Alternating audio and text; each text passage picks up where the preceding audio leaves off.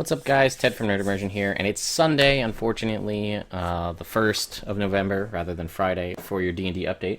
But I hope you guys had a great Halloween, and we've got some awesome news for you this week, so stay tuned.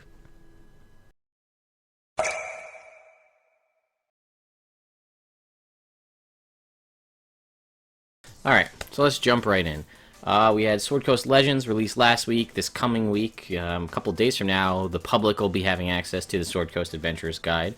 And I am still going through and reading the first two chapters, just taking my time since it's just a lot of heavy story stuff and history of the Sword Coast, so it's not like, I don't know, in my mind it's not really a page turner. It's a lot of lore, which I do want to know, but I want to give you a full review having read it all.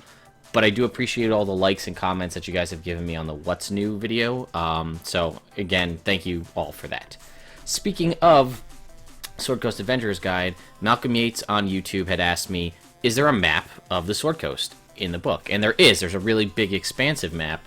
And then he asked, is it removable? And sadly, no. It's like the third or fourth page in, and it's got text on the other side, so you can't remove it. But I did want to point you guys to, and again, links are always going to be in the description, Mike, I'm going to go with Schley, I believe. And he, as far as I can tell, is the guy who does all the art for Dungeons & Dragons, at least 5th edition anyway. And I'm going to put the link to his website, but you can actually find all of any of the art he's done. So you can buy and download this entire expansive map of the Sword Coast. If you look, he has done this for pretty much every book. So let's say you just bought Out of the Abyss because you thought you wanted to do Underdark stuff. So you buy Out of the Abyss. Okay, well, what's this? This is a whole map of the Underdark. Right here. Or here's Menzo Baranzan. Not a great one because there's not too many maps. Let's go... see if Rise of the Apocalypse, or Prince of the Apocalypse. Doesn't look like it. So let's go to the starter set. So this is Lost Mine and Phandelver. Here you go. All of the maps for Lost Mine and Phandelver. If you're playing digitally on like iPads, or rather than having to have print out versions of your maps and you want to give your player the map, again, some of these, when you buy these, you get the DM version and the player version. So like this here for Cragmaw Castle, the DM version will have all the numbers and everything on it and concealed doors and whatnot. And the player version will just be the map without any of the, the numbers and the text. And I believe, again, I'm pretty sure I bought these for Horde of the Dragon Queen and stuff like that, so you might just need to look around. But again, here's Elemental Evil, all the maps for that. And they're usually relatively cheap. Let's see if we go to buy Princes of the Apocalypse. How much is it? $1.75 for both the player and the DM map. So there you go. Not too expensive. You might even be able to get package deals on stuff. And he has other stuff on his website too, so I don't want to just discourage you. There's illustrations. There's these just map prints. Yep. So you can get big map prints, and then I think he has his own set of stuff. Dungeons of Schley here. Symbols and things like that for, I think, just for your general... he's just a map maker, so I think you can get these for pretty much any fantasy virtual tabletop. But anyway, that was so if you're looking to get any of the maps from any of the games you're playing and you want to print them out, maybe you've got a plotter at work and you want to make a big old map, you can do that. So yeah, next is from QU0ZL. I don't even know how to pronounce that on YouTube. Who had mentioned, hey, I saw you were talking about some of the other Kickstarted stuff. Maybe you want to check this out and mention this on the next D&D update. So this is, I'll let this video kind of play here in the background. This is from Frog God Games. This is the Lost Lands Borderland provinces. As you can see, there's 14 days left to go on this. It's at a goal of 45,000 and it's at 42,000. So if you guys want to go ahead and back this, they can maybe get to production. But it's interesting because it's 2 full hardcover games that are being released in both Pathfinder, 5th edition, and Sword and Wizardry. So 3 different or 3 different systems, 2 different hardcover books. The Lost Lands Borderlands Provinces and the Lost Lands Adventures in the Borderland Provinces.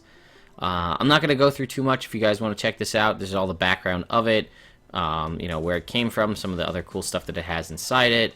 There's a couple of maps I'm going to show you. These maps are very detailed and fast if you look at how large these things are. A couple of stretch goals and things, add-ons that you can, you know, get the PDFs and things like that. Let's see how much it costs to get one of these here. To get the PDF set, the player's guide, the player gazetteer, and the poster map, it is $12. So basic DM set, $28. So not too bad. So if you guys want to go ahead and check that out, you can feel free. This is another article came out on the Wizards of the Coast website.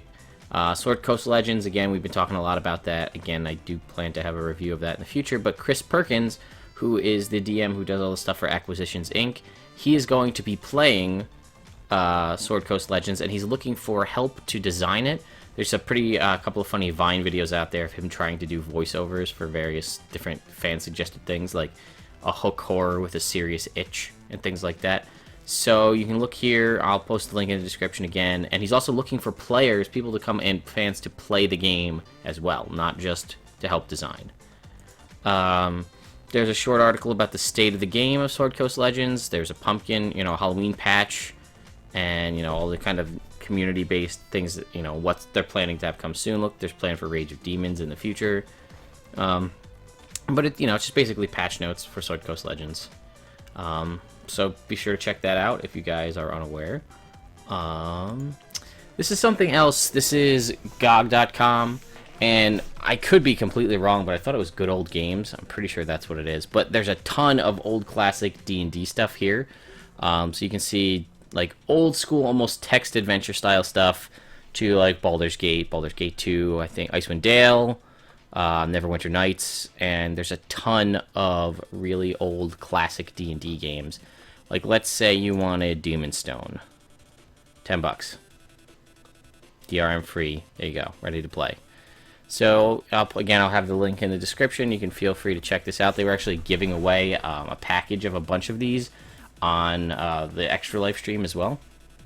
Speaking of Extra Life, the Extra Life Rage of Demons t-shirts, women's t-shirts, hoodies, and stuff like that are still available if you guys are interested.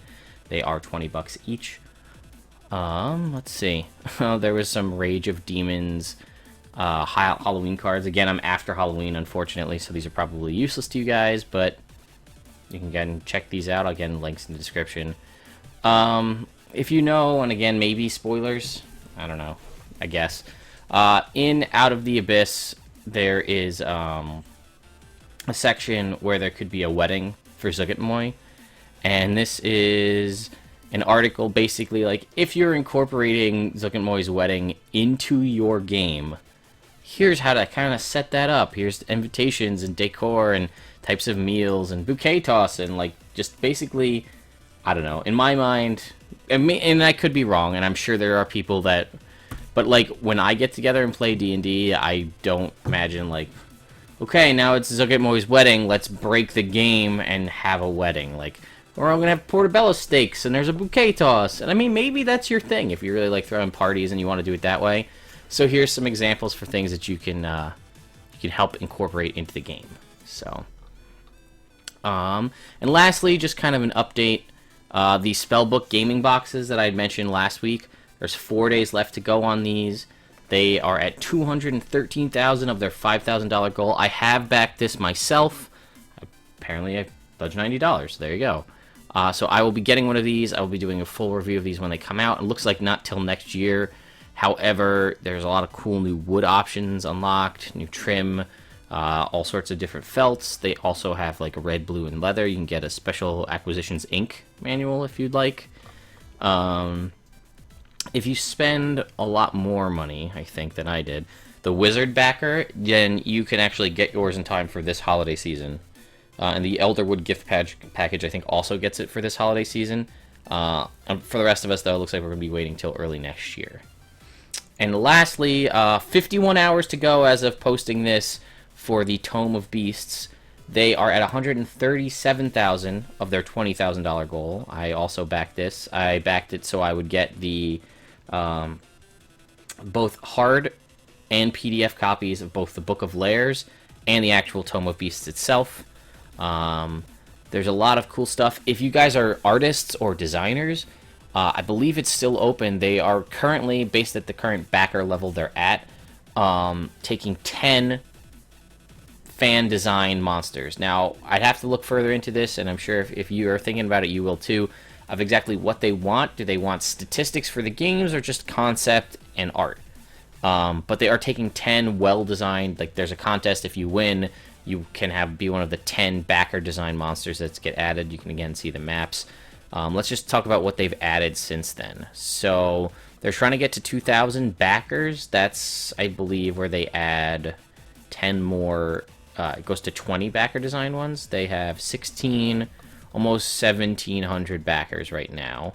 So far that's unlocked all high-level Midgard lair for all backers and a digital. Yeah, so 2,000 backers gets them 20 monsters designed by fans. So battle maps, backers can submit 1 monster, 5 winners will be published. Total 15 high-resolution battle maps, 10 winners published. Pyramids, jungle temples, desert bandit lairs, book of lairs, all unlocked. So other stuff, again, here's the backer levels. You can go nuts. It's going to be available in Fantasy Grounds as well, which is pretty cool. And actually, Fantasy Grounds just did a like a short kind of video about that.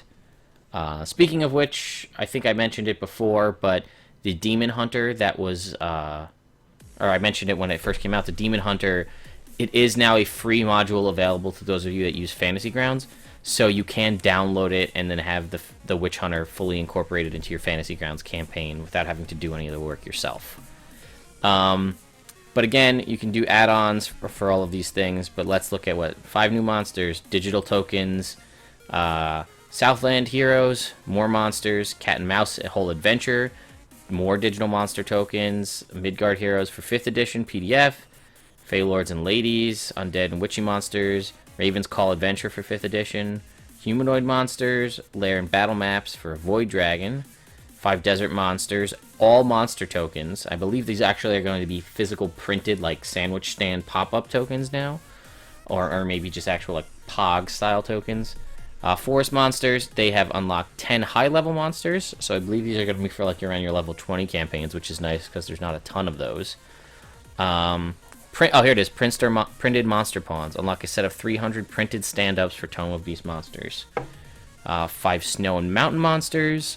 Battlebard soundboards. A set of 12 monster soundtracks using Battlebards and a custom soundboard. So that could be really good, again, for your digital games or for your in-person games as well.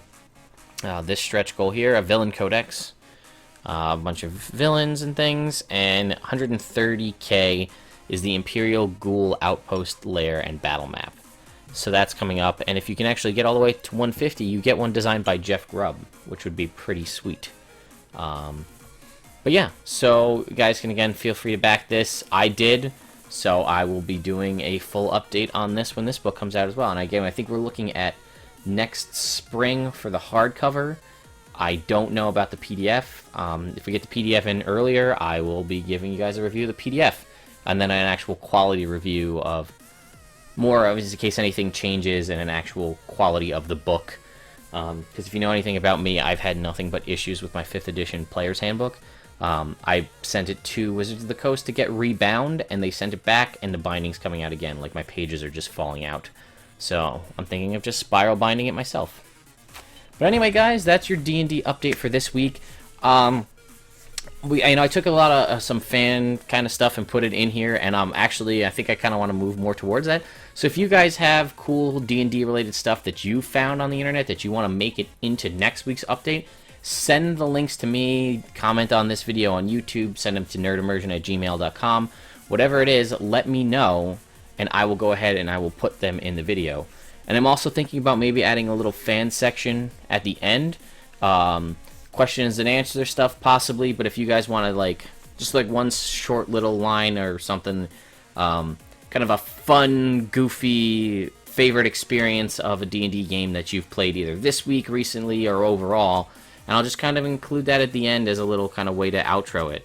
So I guess I'll start. One of the craziest things that I've had happen recently, and you kind of heard me talk about it in other videos, we were in a cave in a dungeon trying to track down to destroy some dragons in playing through Horde of the Dragon Queen, and there was a drunk guy, and his whole purpose to there was just to be a drunk guy and serve no purpose. Well, we sobered this guy up, tried to question him, he didn't know anything, and my DM was getting a little pissed off because we kept spending all this time with this guy that was for nothing. And one of our fighters said, "Can I rip his arms off?" as a joke. And the DM said, "Yeah, you absolutely can," because he was fed up. And he ripped the guy's arms off, and for some reason he thought that the guy would just die. But instead, like you would imagine, he let out a blood-curdling scream, and we're in a cave, and it echoed through the entire cave, so everybody knew we were coming, and we got swarmed by monsters. So that was kind of a fun little kooky thing that happened to me in one of my games recently. Why don't you guys let me know, and I'll add one of those in at the end of every video. So anyway, guys, I hope you have a great week and had a happy Halloween, and I will see you next Friday.